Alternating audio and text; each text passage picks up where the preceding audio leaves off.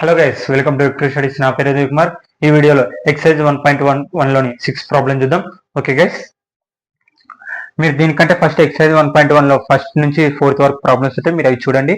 Okay, explain why 7 into 11 into 13 plus 13 and 7 into 6 into 5 into 4 into 3 into 2 into 1 plus 5 are composite numbers. చెప్తున్నా maths మీకు perfect గా రావాలి. నాకు maths రాదు సరిగ్గా అనే వాళ్ళకి మూడు స్టెప్పులు.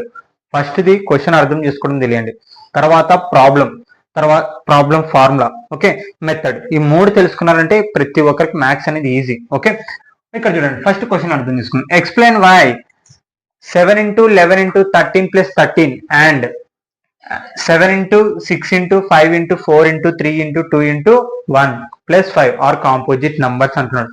అంటే ఇప్పుడు ఈ నంబర్ ఉంది కదా, అంటే 7 into 11 into 13 plus 13 ఇది కాంపోజిట్ నంబరా కాదా అనేది కనుక్కోమంటున్నారు. అర్థమైందా? మళ్ళీ అండ్ ఇంకోటి 7 into 6 into 5 into 4 into 3 into 2 into 1 plus 5 are composite numbers. ఈ నంబర్ కాంపోజిట్ నంబర్ కాదా, మళ్ళీ అలాగే ఇది కూడా కాంపోజిట్ నంబర్ కాదా కనుక్కోమంటున్నాడు. ఓకే, దాన్ని ప్రూవ్ చేద్దాం. ఫస్ట్ కాంపోజిట్ నంబర్ కావాలంటే ఏం కావాలో చూద్దాం. ఇక్కడ composite, if your number has a more than 2 factors it is called composite number. Okay, ఇక్కడ గుర్తుపట్టండి, if your number has more than 2 factors అంటే ఏంది, ఒక నంబర్ మోర్ దాన్ 2 ఫ్యాక్టర్స్ కంటే ఎక్కువ ఉన్నాయంటే వాటిని ఏమంటాం? కాంపోజిట్ నంబర్ అంటాం. మీరు ఫస్ట్ ఈ నంబర్ సిస్టమ్స్ గురించి బాగా తెలియాలంటే ఫస్ట్ వీడియో ఇంట్రడక్షన్ చూడండి. ఇంట్రడక్షన్ చూసినాకనే మీకు లెసన్ అంతా అర్థం. ఇంట్రడక్షన్ వినకుండా లెసన్లోకి వెళ్ళాలనుకుంటే కానీ మీకు చాలా ఇబ్బంది పడతారు. ఓకే, ఏదో హోంవర్క్ లాగా ప్రాబ్లం చూసి చేసినామంటే కాని పని. ఓకే, మీరు ఖచ్చితంగా ఇంట్రడక్షన్ క్లాస్ వింటేనే మీకు మిగతా క్లాస్ అనేది బాగా అర్థమవుతుంది. ఫస్ట్ ఇంట్రడక్షన్ క్లాస్ చూడండి. Okay, if you number has more than 2 factors అంటే మోర్ దాన్ 2 ఫ్యాక్టర్స్. ఇప్పుడు మోర్ దాన్ 2 ఫ్యాక్టర్స్ అంటే ఇక్కడ చూడండి, 4 కి 1 into 4, 2 into 2, 4 into 1 ఇవన్నీ ఫ్యాక్టర్సా కదా. 1, 2, 3 అనేటి 4 ఒక ఫ్యాక్టర్సా కదా. అంటే ఇక్కడ ఏంది, మోర్ దాన్ 2 అంటే రెండిటికన్నా ఎక్కువ ఉండాలి. అలాంటి వాటిని ఏమంటాం? కాంపోజిట్ నంబర్ అంటాం. అర్థమైందా? అంటే ఒక నంబర్ ఇప్పుడు ఇక్కడ చూడండి 36 ఉంది. 36 2 టేబుల్ ఇవ్వకూడదు. 2 1 జా, 2 18 జా, 2 9 జా, 3 3 జా, 3 1 జా. ఓకే, ఇక్కడ చూడండి 36 కాంపోజిట్ నంబర్ కాదంటే కాంపోజిట్ నంబరే. 2 3 1 అంటే ఇప్పుడు ఏమని రాయొచ్చు? 2 into 18 36 వస్తుంది. 3 into 9 36 వస్తుంది. ఓకే, 36 1 జా 36. ఓకే, 36 అనేది వస్తుంది. అంటే ఏ ఫ్యాక్టర్స్ వస్తాయి? 1 వస్తుంది, 2 వస్తుంది, 3 వస్తుంది, 36 వస్తుంది. ఓకే, అంటే మోర్ దాన్ 2 ఫ్యాక్టర్స్ ఎక్కువ ఉన్నాయి అంటే అలాంటి వాటిని ఏమంటాం? కాంపోజిట్ నంబర్ అంటాం. ఓకే,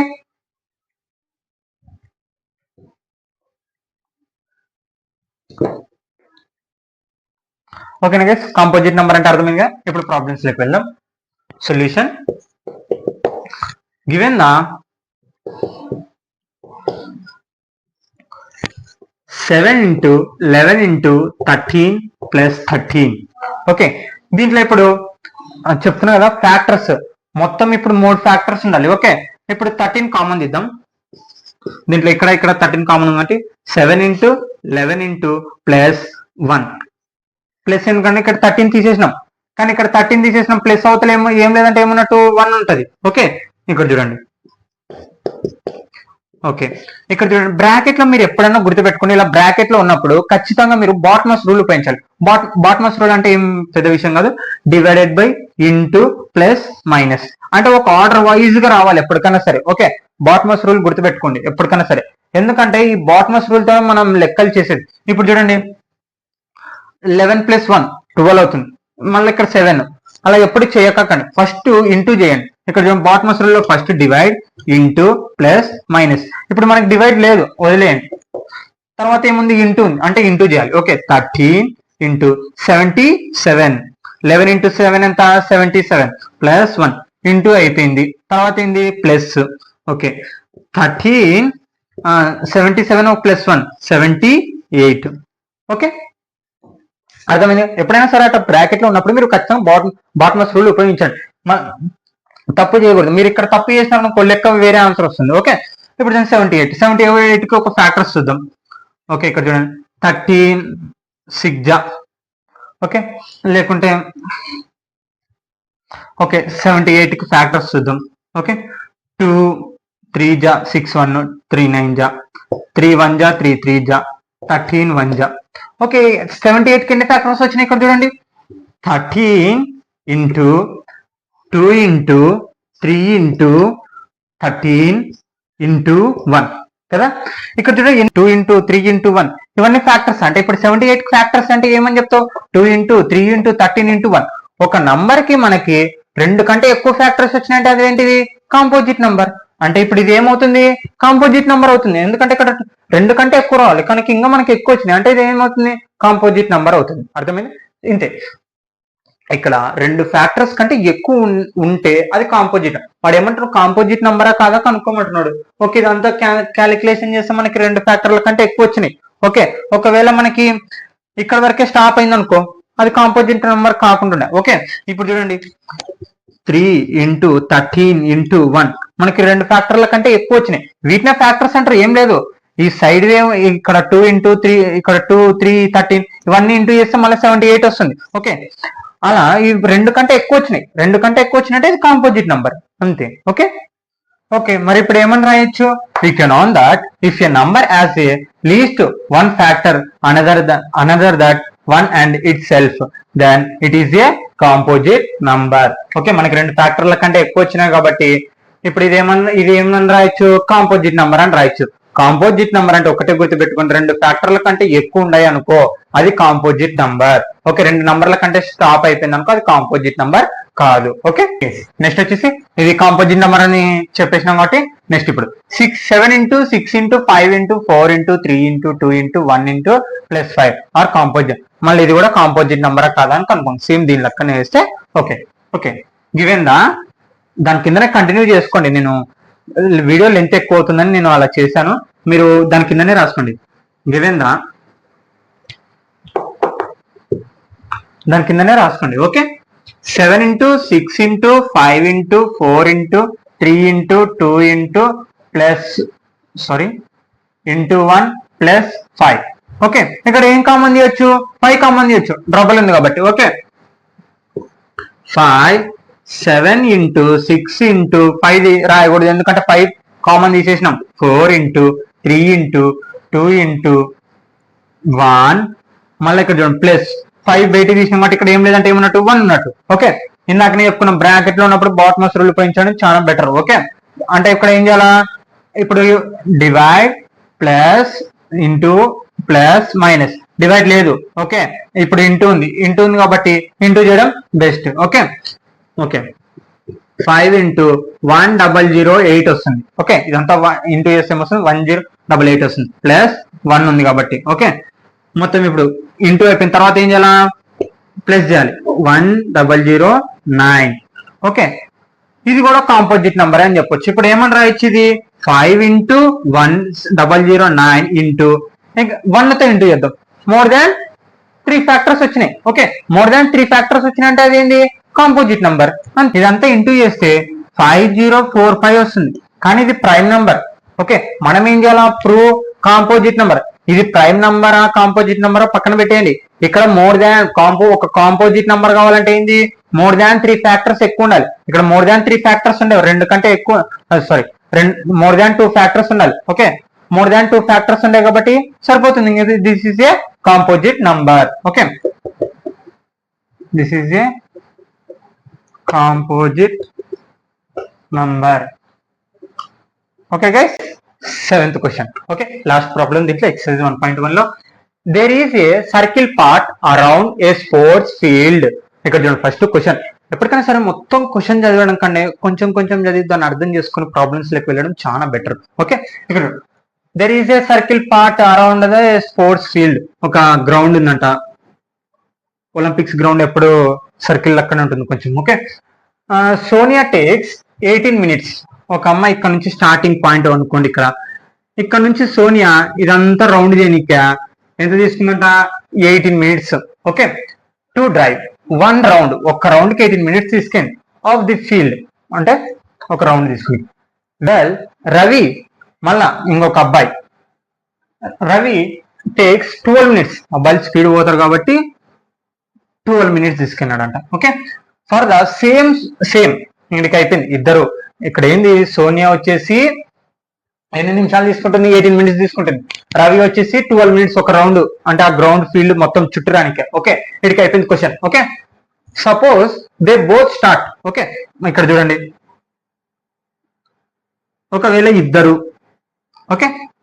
ఇద్దరు అదే పాయింట్, అంటే స్టార్టింగ్ పాయింట్ లో నుంచే there are both start the same point, అంటే ఇక్కడ నుంచి ద సేమ్ టైం, ఒకటే టైంకి. ఓకే, ఒకటే టైంకి బయలుదేరి and go in the same direction. మళ్ళీ ఇద్దరు ఇదే డైరెక్షన్ లో కానీ తిరిగితే ఇద్దరు కలిసి ఒకటే టైంలో. Okay, after how many minutes, ఇక్కడ వినండి, after how many minutes will they meet again at the starting point. ఒకవేళ ఇద్దరు వాళ్ళ స్పీడ్ తో మాత్రం, అంటే వాళ్ళ టైంతో కన్నా తిరిగినారు అనుకో, మళ్ళా ఇక్కడికి రాని ఇద్దరికి ఎన్ని నిమిషాల్లో ఇద్దరు అక్కడికి కలుసుకుంటారు అని అడుగుతున్నాడు స్టార్టింగ్ పాయింట్ ఇక్కడ. అర్థమైందా? స్టార్టింగ్ పాయింట్ ఇక్కడ మళ్ళీ వినండి, how many minutes will they meet again at the starting point. అంటే వాళ్ళిద్దరు ఒకవేళ బయలుదేరితే మళ్ళీ స్టార్టింగ్ పాయింట్ రానికి ఇద్దరికి ఎన్ని నిమిషాల్లో కరెక్ట్ అక్కడ స్టార్టింగ్ పాయింట్ కాడికి వస్తారు అని చెప్తున్నాడు. అర్థమైందా క్వశ్చన్? ఓకే, నేను క్వశ్చన్ రఫ్ చేయడం జరుగుతుంది, మీరు రాసుకోండి. ఇక్కడ ప్లేస్ చాలట్లేదు. ఓకే, మీరు క్వశ్చన్ రాసుకోండి ఒకసారి. అర్థమైందా? ఏం సొల్యూషన్ ఇక్కడ చూడండి, time taken by the Sonia to drive 1 round of the field. ఎన్ని నిమిషాలు తీసుకుంది? 18 minutes. క్వశ్చన్ లో ఉన్నదే రాసిన, నేనేం వేరేది ఏం రాయలేదు. ఓకే, అక్కడ ఉంటుందని చెప్తున్నా కదా, మ్యాథ్స్ లో అక్కడ ఉంటుంది. మనం ప్రాబ్లం మెథడ్ తెలుసుకొని మనం ముందరకు వెళ్ళడమే మ్యాథ్స్ అంటే. Okay, time taken by Ravi to drive 1 round of the field 12 minutes. అక్కడ క్వశ్చన్ లో ఉన్నదే రాసేసిన. సోనియా ఏమో 18 minutes ఒక రౌండ్ తీసుకోవడానికి టైం తీసుకుంది, రవి ఏమో 12 minutes తీసుకున్నాడు. Okay, required number of minutes after which will meet at the starting point. Okay, ఇప్పుడు ఎల్సిఎం చేద్దాం. ఓకే, ఎల్సిఎం దేనికి చేయాలా? 18, 12 చేద్దాం. ఓకే, ఎల్సిఎం డెఫినేషన్ తెలుసు కదా, greatest power solve prime factors. మీరు ఎల్సిఎం హెచ్సిఎఫ్ కావాలంటే ఫస్ట్ పార్ట్ 2 చూడండి, మీకు అర్థమవుతుంది. ఓకే, హెచ్సిఎఫ్ ఎల్సిఎం, ఇక్కడ ఎల్సిఎం 18 కి 12 కి. ఓకే, ఎల్సిఎం ఏంటంటే 18 2 9 జా 2 3 3 జా 3 1 జా. ఓకే, ఇక్కడ చూడండి 18 ఏమని రాసుకోవచ్చు, 18 ఈక్వల్ టు 2 into 3 స్క్వేర్ అని రాసుకుంటాం. ఓకే, నెక్స్ట్ వచ్చేసి 12 కి ప్రైమ్ ఫ్యాక్టర్ 2 6 జా 2 3 జా 3 1 జా. ఓకే, 12 కి ఏమని రాసుకోవచ్చు, 2 స్క్వేర్ ఇంటూ 3 అని రాసుకోవచ్చు. మీకు ఇది బాగా అర్థం కావాలంటే పార్ట్ 2 వీడియో చూడండి. ఓకే, దాంట్లో హెచ్సిఎఫ్ ఎల్సిఎం క్లియర్ గా చెప్పడం జరిగింది. పార్ట్ 1 లో కూడా ఉంటుంది. ఓకే, ఇంట్రడక్షన్ క్లాస్ లో. ఓకే, నెక్స్ట్ ఇక్కడ చూడండి, ఎల్సిఎం అంటే డెఫినేషన్ ఏంది మనకి, greatest powers all prime factors. Okay, ఇప్పుడు ఫ్యాక్టర్స్ లో ఇక్కడ చూడండి, గ్రేటెస్ట్ పవర్స్ మాత్రమే తీసుకోవాలి. దీంట్లో గ్రేటెస్ట్ పవర్ ఏముంది, 3 స్క్వేర్ ఉంది. Okay, 3 square into LCM. Okay, దీంట్లో ఏముంది, గ్రేటెస్ట్ పవర్ 2 స్క్వేర్ ఉంది. ఓకే, 2 స్క్వేర్, 3 స్క్వేర్ ఆన్సర్ ఎంత అవుతుంది, 9 ఇంటూ 2 స్క్వేర్ అంటే ఆన్సర్ ఎంత అవుతుంది, 4 9 4 జా 36. అంటే ఇక్కడ మనం మినిట్స్ లో రాసుకుంటే, అంటే వాళ్ళిద్దరు ఒక రౌండ్, అంటే ఇద్దరు సోనియా రవి ఇద్దరు కలిసి ఒకవేళ వెళ్తే గాన ఇద్దరు మళ్ళీ స్టార్టింగ్ పాయింట్ లో కలుసుకునేది ఎప్పుడంటే 36 minutes తర్వాత కలుసుకుంటారు. అర్థమైందా? 36 minutes కి ఇద్దరు కలుసుకుంటారు. ఓకే, అర్థమైందా? క్వశ్చన్ ఇందాక చెప్పిన క్వశ్చన్ మీరు బాగా అర్థం చేసుకుంటే చాలా సింపుల్ గా అర్థమైంది. ఓకే, మీరు అంటే ఇద్దరు ఒకటే టైంకి వెళ్ళినారనుకోండి, మళ్ళీ 36 minutes కి కరెక్ట్ ఇద్దరు స్టార్టింగ్ పాయింట్ కూడా కలుసుకుంటారు. ఓకే, అర్థమైందా? Sonia and Ravi will meet starting point after 36 minutes. వాళ్ళిద్దరు ఎప్పుడు కలుసుకుంటారు, మళ్ళీ స్టార్టింగ్ పాయింట్ నుంచి అదే స్పీడ్ తో అదే టైంతో వెళ్తే, ఒకటే టైంలో వెళ్తే 36 minutes కి కలుసుకుంటారు. ఓకే, నేను రాసి చెప్పడం జరుగుతుంది, నాకు వీడియో లెంత్ ఎక్కువ అవుతుందని. ఓకేనా గైస్? దీంతో ఎక్సర్సైజ్ 1.1 కంప్లీట్ అయిపోయింది. మీరు ఆన్సర్ రాసుకోవాలంటే ఒకసారి స్టాప్ చేసుకుని లేదా స్క్రీన్ షాట్ అనేది తీసుకోండి. ఓకే, దీంట్లో ఎక్సర్సైజ్ 1.1 అయిపోయింది. నెక్స్ట్ ఎగ్జాంపుల్స్ 1.2 చెప్తే ఫస్ట్ లెసన్ అయిపోతుంది. Okay guys, thank you all of you. you.